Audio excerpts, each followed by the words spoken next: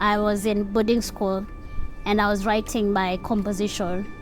And the teacher came to class and called me. I had never been called for indiscipline, so I was worried. Why is the teacher calling me? If you can see. Yeah.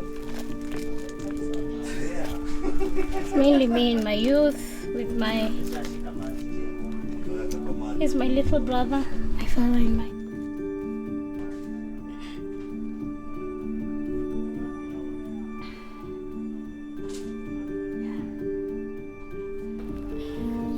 My brother, my elder brother, whom I love dearly,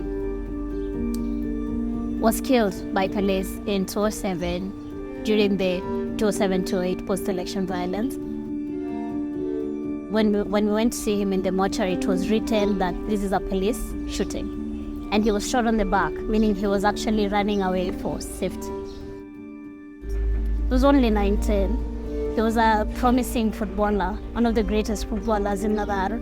I see his old pictures where he's holding those football caps. He loved football so much. But this little brother is my brother's son. It's just that he grew up with us. When my brother died, his girlfriend was pregnant at the time. She was 8 months pregnant. Birthday. That was such a grave injustice. Even in my youth, in my being so young, I could feel this is so wrong. And I didn't know about human rights. I didn't know about social justice. There's so much I didn't know, but that stayed with me. I felt this urge to just fight for a better society where people don't lose their loved ones like that, where human life actually matters, no matter where you are, no matter where you're from, no matter how you look. Yeah, and that's why I fight. I'm not cooperating and I'm not going. Why are you arresting me? Give me a reason. I protest because you're killing us. Who is killing you? You police. You're killing us in our communities. Poor communities.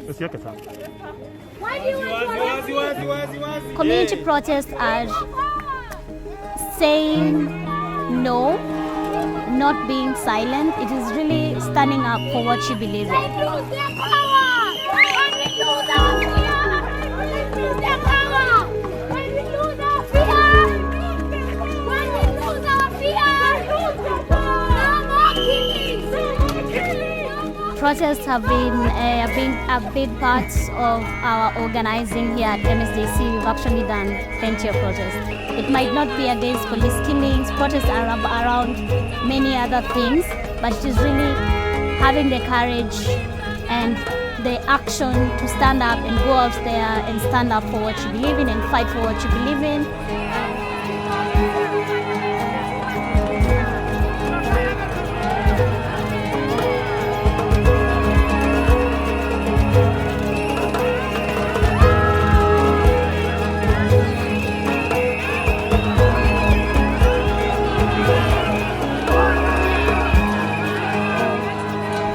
Over time, I have felt like we need a more powerful strategy than protest, because sometimes we would protest and nothing changes. It still continues to be the same.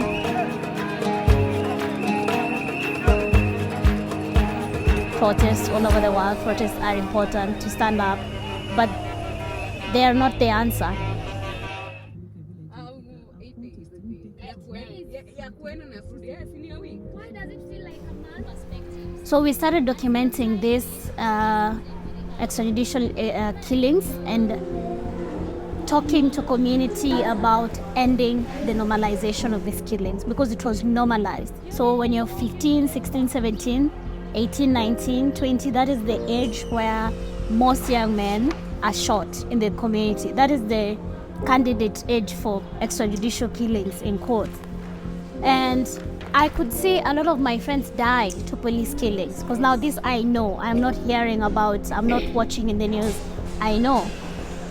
And we started documenting these stories our own way, because now it was really personal, it was home. This is how we started documenting. This is the pattern. What incident? what happened. Say what date it was, what time it was, you know what was happening. You do the date, you do the area, you do the name of the victim, and then the name of the perpetrator, and then the motive of whatever it is that happened. And realizing that it was a community, a pandemic of police killings in these poor neighborhoods. It was systemic, it was by plan, it was intentional, it was sure-footedly. And I think we put up a spirited fight against EJAs, documenting, holding police protests, even reaching out to the UN Special Rapporteur on extrajudicial killings, visiting police stations with her.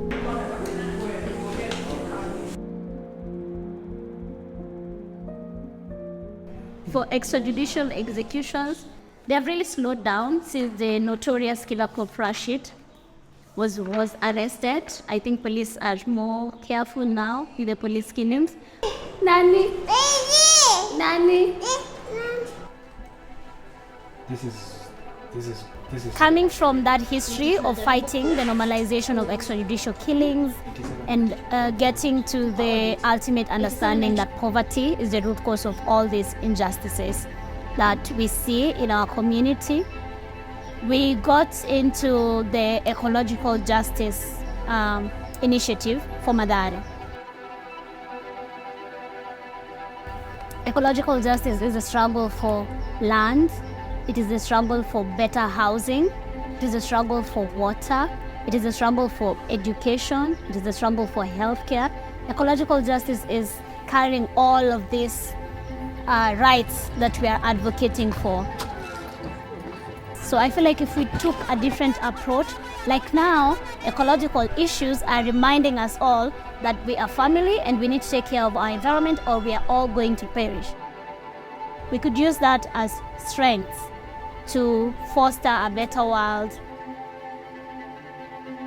The reality is we are one as one big human family. And until we recognize that we are family, we still are going to have so much suffering around the world.